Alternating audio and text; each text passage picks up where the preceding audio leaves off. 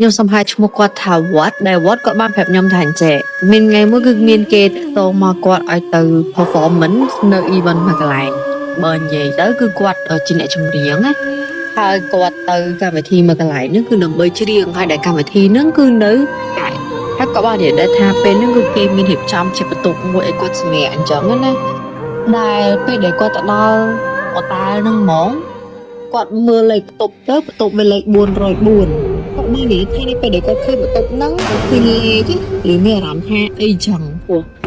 ទៅ404លេខ4ណោះអត់រៀនគាត់ថាសង្សារអត់ស្រួលដែរអញ្ចឹងណាតែគាត់ក៏អត់បានណោតទៅលើហ្នឹងពេកដែរចាពេលហ្នឹងគឺគ្នាគាត់ទាំងអស់ហ្នឹង4 5នាក់គាត់ថាគេបន្ទប់ផ្សេងគ្នាអញ្ចឹងណាហើយគាត់ថាពេលដែលឡើងទៅដល់ជាន់ហ្នឹងហ្មងគាត់ទៅចាញ់ចរាយន្តមកភ្លាមបន្ទប់ហ្នឹងគឺនៅទល់មុខចរាយន្តហ្មងហើយនៅចុកចរាយន្តហ្នឹងគឺមានចរាជើងណាគាត់បាននិយាយថាចាក់ថាចរាយន្តចរាអីបើកមិនតែដែរភ្លើងអត់បើគេដូចអញ្ចឹងគាត់មានអារម្មណ៍ថា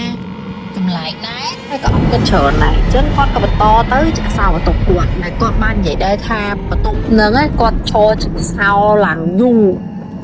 បើគាត់បានសោះហ្មងមកអត់បានគាត់អត់ហ៊ាននិយាយអីច្រើនទៀតព្រោះគាត់បានប្រាប់ដែរគាត់ថា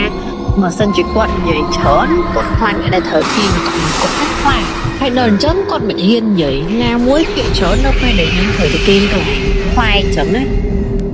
តែក៏ប៉ាត់គាត់ធ្វើអញ្ចឹងគាត់ត្រូវដែរអត់ត្រូវនិយាយច្រើនទេព្រោះដោយសារតែវាមិនមែនជាកន្លែងយើងចាអញ្ចឹងពេលហ្នឹងគាត់ក៏អត់មាត់ដែរក៏បន្តចាក់ទៀតអញ្ចឹងណាតែវាអត់ចាញ់សោះដល់ពេលអត់ចិនគាត់ក៏នឹកឃើញគោះទ្វារគាត់ថាគាត់មកគោះទ្វារភ្លាមបន្ទប់នឹងបើកបានដល់ពេលហ្នឹងបានគាត់គិតក្នុងចិត្តថាអូច្បាស់សង្ស័យច្បាស់មែនតើណាតែគាត់និយាយអី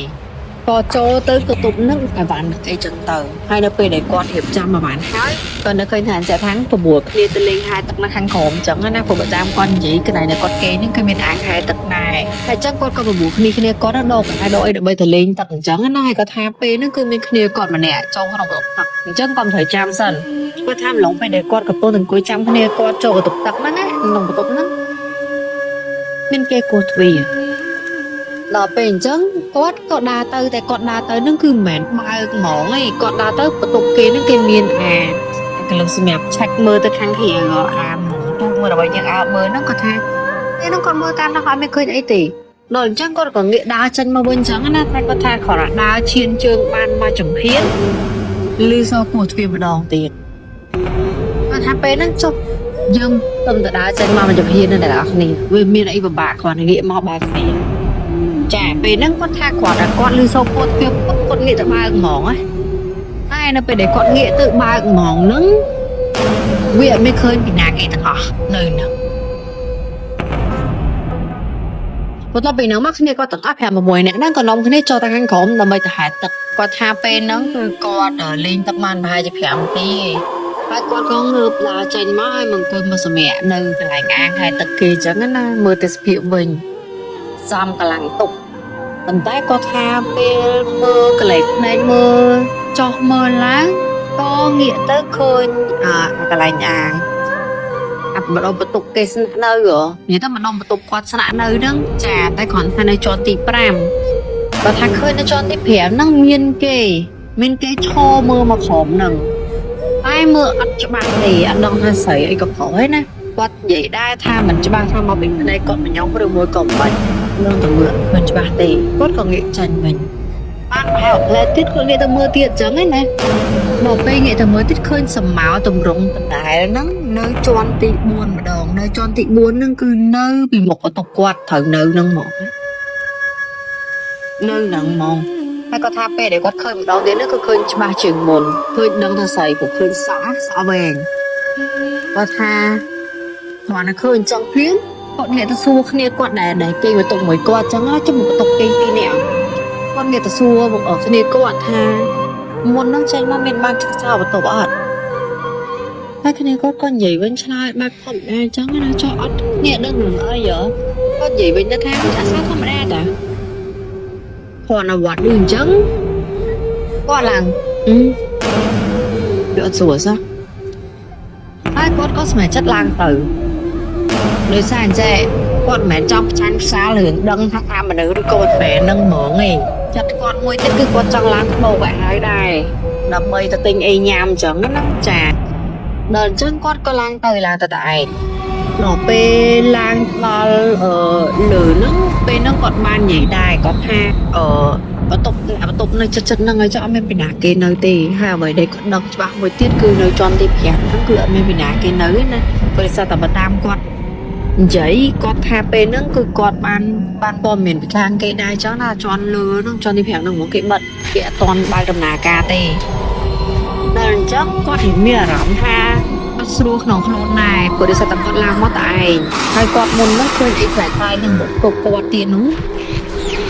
តែគាត់ថាមិនបានគាត់គ្រូសស្លេងគ្នាគាត់ហ្នឹងដើរឡើងមកពីក្រោយនិយាយទៅមកដល់បន្ទប់គាត់ហ្នឹងហ្មងដល់ពេលគាត់ងាកទៅមើលវាអត់មានឃើញគ្នាគាត់ណានៅម្ដុំហ្នឹងហើយដល់ពេលគាត់ទៅអើមើលទៅខាងក្រោមវិញឃើញគ្នាគាត់ហ្នឹងនឹងក្រុមពងលេងទឹកឡើយ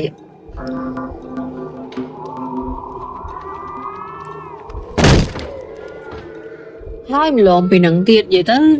ទោះបីជាគាត់ដឹងឮប៉ុណ្ណឹងក៏គាត់អត់មានបានទៅនិយាយពាក្យអីគាត់អត់មានបាននិយាយពាក្យអីខុសហើយក៏អត់មានបាននិយាយថាគ្នាគាត់អ៊ូខ្មោចលងចេះចោលទៅគាត់អត់មានបាននិយាយហ្មងគាត់ថាម្លងមកប្រហែលជាខ្ទង់និយាយទៅម៉ោងយប់អីពេលហ្នឹងខ្ទង់ម៉ោង2យប់គាត់ថាពេលហ្នឹងគាត់កែលក់ទេហើយគាត់ពងចុចទូរស័ព្ទស្រាប់ដល់ពេលហើយសូសំឡេងអាសម្រាប់ជើងពីជាន់លើលីសុឌុ